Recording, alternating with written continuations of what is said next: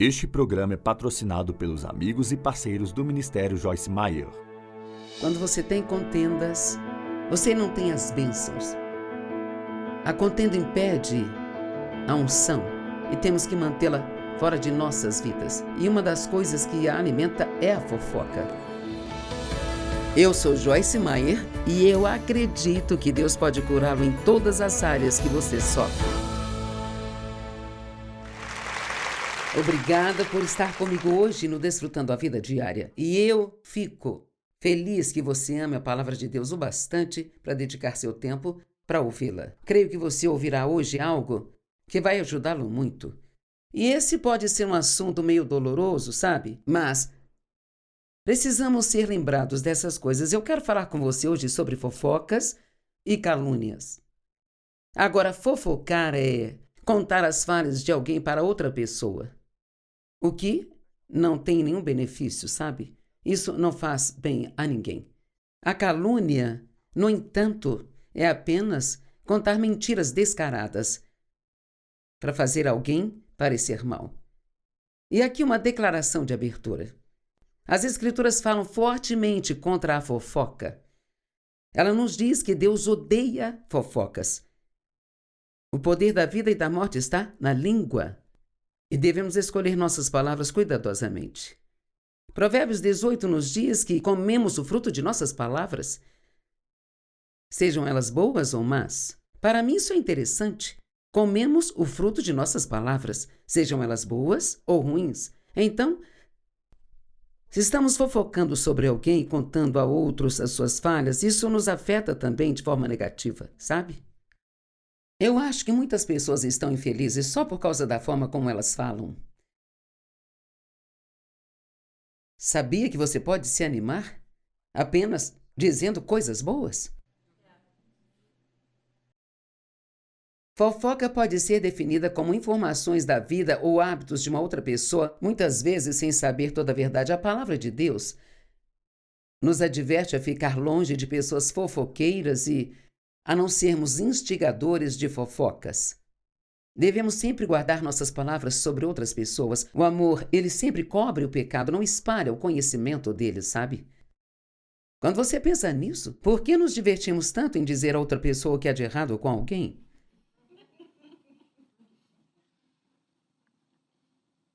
Há uma pequena frase com a qual vamos lidar hoje. Eu amo, mas... Eu a amo, mas... Dizemos a alguém o que há de errado com eles. Mas eu os amo? Não acho que haja algum eu te amo, mas... Na Bíblia. O amor sempre acredita no melhor. O amor cobre o pecado, não espalha o conhecimento dele. A calúnia também é usada como outra palavra para descrever fofocas. A calúnia pode destruir a reputação de alguém. Se você conhece alguém que fofoca, não deixe de orar por ele, pedindo a Deus que lhe revele o perigo do que está fazendo, ou talvez você possa ser guiado pelo Espírito Santo para confrontá-lo a respeito. Não devemos permitir que nenhuma linguagem suja saia da nossa boca. Isso inclui fofocas, calúnias, mentiras, contar histórias, linguagem obscena e palavras que causam contendas. Ok, Deus odeia fofocas. Agora, sabe, não há muitas coisas na Bíblia que dizem Deus odeia, mas Ele odeia contendas e discórdias. E Ele odeia fofocas. Provérbios 6, do 16 ao 19. As 6 coisas que o Senhor odeia e a 7ª é uma abominação para ele. A 7ª sua alma abomina. Olhos altivos, que é o orgulho. Uma língua mentirosa, que é dizer coisas sobre outra pessoa que não é verdade. Mãos que derramam sangue inocente. Um coração que maquina planos perversos. Pés que se apressam a correr para o mal. E uma testemunha falsa que profere mentiras, isto seria a calúnia, sabia? E aquele que semeia discórdia entre os irmãos. Sabe, ensinamos aqui fortemente para nossa equipe regularmente sobre como manter a contenda fora deste lugar. Quando você tem contendas, você não tem as bênçãos. A contenda impede a unção e temos que mantê-la fora de nossas vidas. E uma das coisas que a alimenta é a fofoca. Fofocar sobre as pessoas. E todos aqui devemos cobrir uns aos outros. Sabe, se você ouve alguém dizer algo indelicado de outra pessoa, apenas diga: todos temos defeitos, mas tem algumas coisas boas nela, vamos falar disso. Porque isso é verdade. Eu encontrei uma citação na internet. Cuidado com os ladrões da alegria, fofocas, críticas, reclamações, busca de falhas, uma atitude negativa de encontrar falhas. Isso é da Joyce Meyer?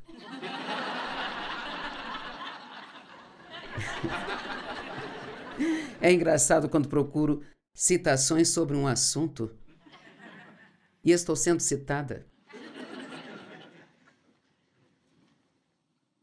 1 Pedro 4:8. O amor cobre uma multidão de pecados. Cobre. Ele não espalha, mas cobre e, acima de tudo, tem de intenso amor uns pelos outros, porque o amor cobre uma multidão de pecados. Perdoa e desconsidera as ofensas dos outros. Que diferença faria no mundo se as pessoas estivessem comprometidas em não dizer nada de ruim a respeito de outra pessoa? Realmente não devemos contar as falhas de alguém para outra pessoa, a menos que haja uma razão muito definida pela qual precisamos fazer isso. A Bíblia diz: se tem algo entre você e seu irmão, vá a ele em particular. A primeira coisa é ir até ele em particular. Se ele não ouvir, você chama 2 ou 3 irmãos, e se ainda não ouvir, você conta para a igreja. Mas isso não está falando das nossas falhas cotidianas que todos temos. Então, em Gênesis 9, há uma boa história que eu acho que pode ser usada para ilustrar isso. A arca havia pousado e não sei há quanto tempo estava na terra, mas foi o suficiente para eles cultivarem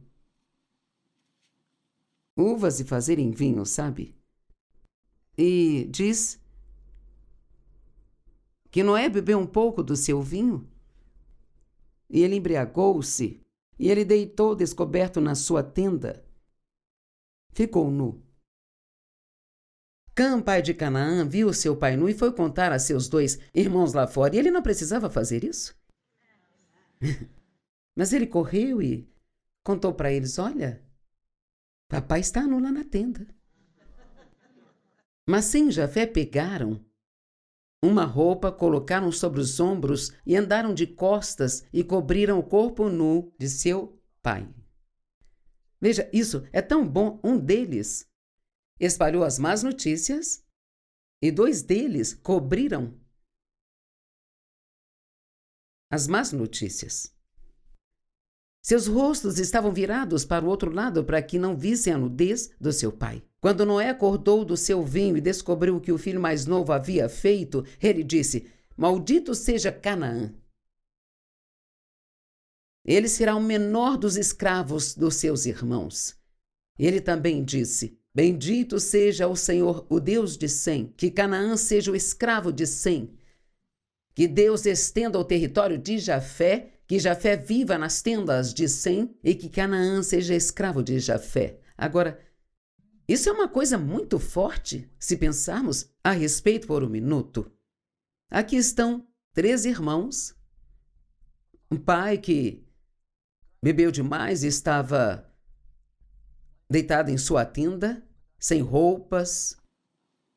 E eu não conheço toda a cultura daqueles dias, talvez isso fosse algo ruim na época, eu não sei, mas seu próprio filho o expôs e os outros 2 o cobriram.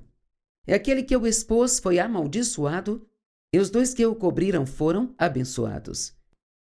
Então, nós temos um objetivo em mente aqui, não é?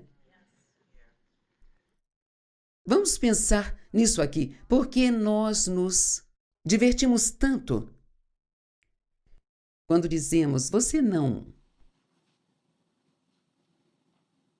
vai acreditar no que eles fizeram? Sabe, eu os amo, mas... E eu não queria mais falar esse tipo de coisa, mas eu ainda digo. E muitos aqui também dizem assim: bem, eu realmente os amo, como se isso compensasse a fofoca, sabe? O amor tem que ser mais do que só palavras. Tiago 1, verso 26. Aqueles que se consideram religiosos e ainda não mantêm rédea curta sobre as suas línguas enganam a si mesmos. E o seu trabalho, a sua religião, é vã. De acordo com isso, não importa quantas boas obras façamos, se não refremos nossa língua, tudo é inútil. O que dizemos é muito mais importante do que pensamos que é. E acho que às vezes uma mensagem como essa não é algo que você não saiba, mas é algo do qual você precisa ser lembrado, porque às vezes são áreas fáceis de se desleixar, sabe? É como se estivéssemos indo bem por um tempo e então começamos a ir para o outro lado. Eu te amo, mas... Em vez de falar com os outros sobre as falhas das pessoas, precisamos amá-las do jeito que são, não do jeito que gostaríamos que elas fossem. E precisamos nos lembrar de todas as coisas que Deus tolera em nós, sabe? E nos ama incondicionalmente. Ouça, se você está procurando um cônjuge perfeito, uma igreja perfeita, um emprego perfeito, um amigo perfeito, você vai procurar a vida inteira.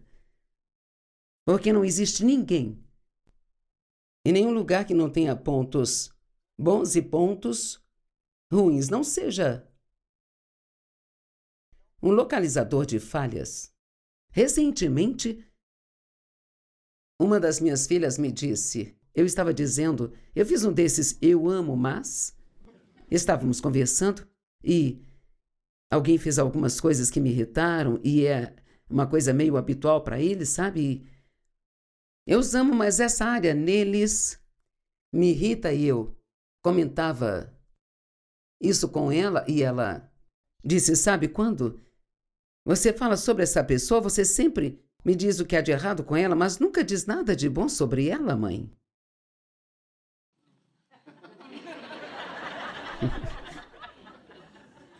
E não tem nada mais divertido do que um dos seus filhos te corrigindo.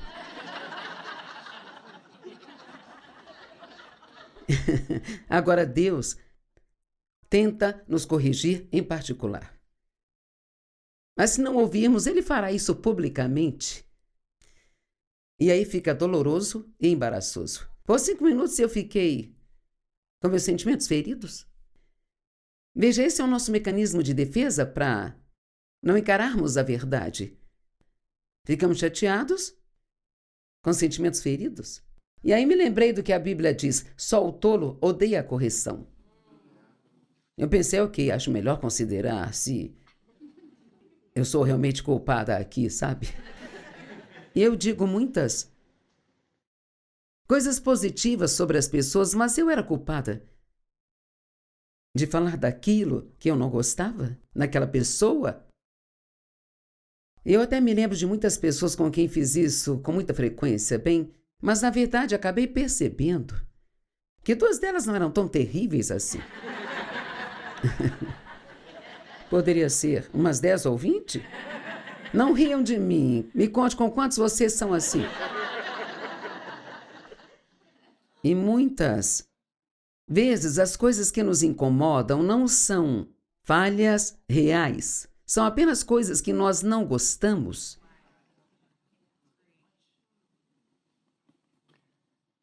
Eu tenho muita dificuldade com pessoas que falam em excesso, sabe? E sei que eu também falo demais. Mas eu consigo me segurar. Mas você já tentou conversar por telefone com alguém que não deixa você dizer absolutamente nada? E mesmo quando você diz algo, eles continuam falando em cima de você? E eu penso, ok, vou me sentar aqui por 20 minutos enquanto você fala, depois eu vou te dizer tchau. E isso é uma falha. Ninguém deveria fazer isso. Mas não é da minha conta ficar buscando falhas nos outros. E acho que isso é algo que precisamos ouvir, porque acho que por alguma razão maluca nós pensamos que porque é verdade, tudo bem passar adiante. E não é se você vai falar algo ruim sobre o caráter de alguém ou se você... Sabe, nós devemos fazer aos outros o que queremos que façam a nós. Então, quantos de vocês preferem que as pessoas guardem suas falhas com elas e não contem a ninguém? Então temos que semear a mesma coisa. E muitas vezes aquilo com o qual estamos tendo problemas pode ser um problema meu, não deles. Talvez seja apenas algo que nós não gostamos de lidar, mas na verdade não é uma falha na outra pessoa. Quando eu era mais uma cristã carnal, eu era uma localizadora de falhas. E embora eu sinta que fui liberta disso, aparentemente eu voltei ao velho hábito por um tempo, sabe? Mas eu estou feliz que Deus tenha me corrigido. Eu creio que a correção de Deus é um sinal do seu amor. E realmente só um tolo odeia a correção. Levei muitos anos, mas finalmente eu acredito nisso. A correção foi boa para mim. E agora começa a ser boa para vocês também. E provavelmente milhões assistindo pela TV, veja, todos obtemos um benefício do meu erro. Encontrar falhas ou ser crítico faz parte de nossa velha natureza carnal.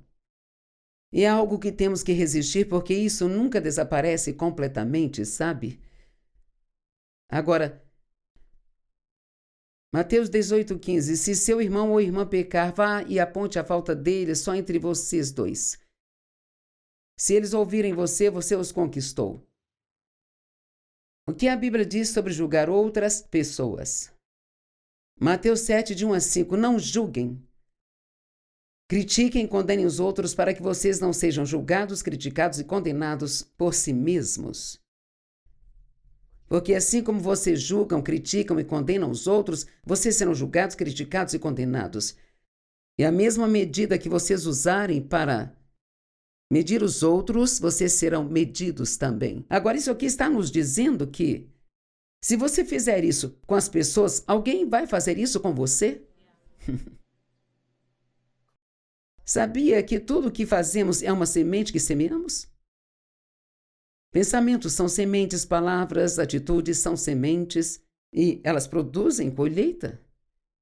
E assim, nós podemos controlar muito do nosso futuro semeando boas sementes agora, antes que a colheita chegue. Por que você olha de fora para a partícula muito pequena que está no olho do seu irmão, mas você não percebe e considera a viga de madeira que está no seu próprio olho? Outra tradução diz: por que você percebe o palito no olho do seu irmão quando tem um poste no seu próprio olho? E como pode dizer ao seu irmão: deixe-me tirar o cisco do seu olho quando há uma viga de madeira em seu próprio olho? Seu hipócrita! Primeiro tire a viga de madeira do seu próprio olho e você verá claramente para tirar o pequeno cisco do olho do seu irmão. Noutras palavras, quando deixamos Deus lidar com nossas próprias falhas, podemos nos tornar maduros o bastante para que possamos ajudar outras pessoas de uma forma correta e amorosa a superar suas falhas. Mas se fizermos isso através de nossos próprios problemas, não vamos fazê-lo da forma correta. Certa vez eu vi uma definição de julgamento: é como se estabelecer como Deus na vida de outra pessoa.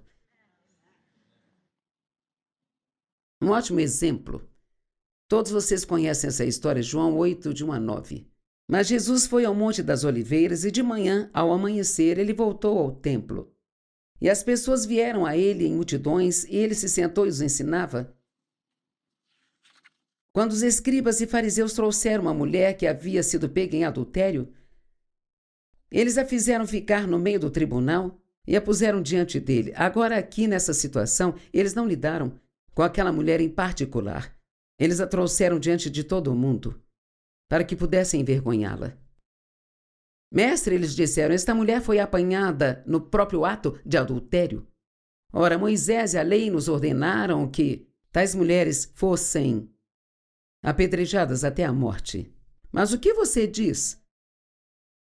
Qual seria a sua sentença? Eles estavam fazendo isso para tentar pegar Jesus numa armadilha, sabe?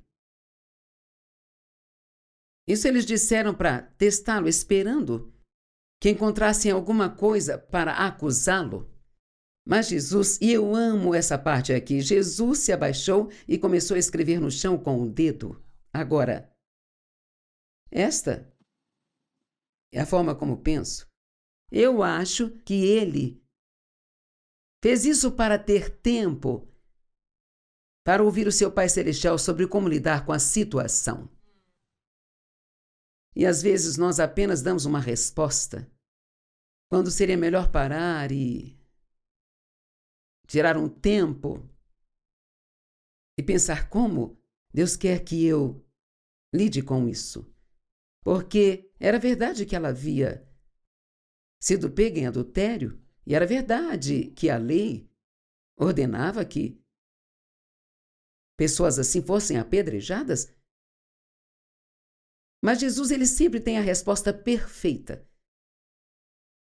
Quando eles insistiram em sua pergunta, ele se levantou e disse a eles: aquele entre vocês que estiver sem pecado, seja o primeiro a atirar a pedra. Cara, isso é poderoso. Aquele entre vocês que não tem pecado, seja o primeiro a tirar a pedra. Então ele se abaixou e continuou escrevendo no chão. Você não amaria saber o que ele estava escrevendo? Ou ele estava só rabiscando, apenas esperando? Sabe, às vezes não dizer nada é mais poderoso do que dizer algo. E uma mulher, certa vez, ela tinha um filho que simplesmente não falava com ela corretamente. E ela respondia no mesmo tom e eles entravam em briga, e ela disse que Deus disse a ela que quando ele dissesse coisas assim era para ela ficar completamente quieta. E isso daria a Deus tempo para lidar com ele. Eu amo esse pensamento e acho que é verdade, sabe? Às vezes tentamos nos defender e se ficássemos quietos, Deus nos defenderia? Porque ele sabia que não estava agindo certo. Mas quando você começa a discutir com alguém, isso os desvia do que estão fazendo e você simplesmente vai e volta. Mas se você fica quieto, então Deus pode lidar com isso. Ficar quieto não é fácil, não é? E então, ao ouvi-lo, eles começaram a sair com a consciência pesada, um por um, desde o mais velho até o mais novo deles, até que Jesus foi deixado sozinho com a mulher ali, diante dele, no centro do pátio do templo. Opiniões desinformadas nos causam muitos problemas.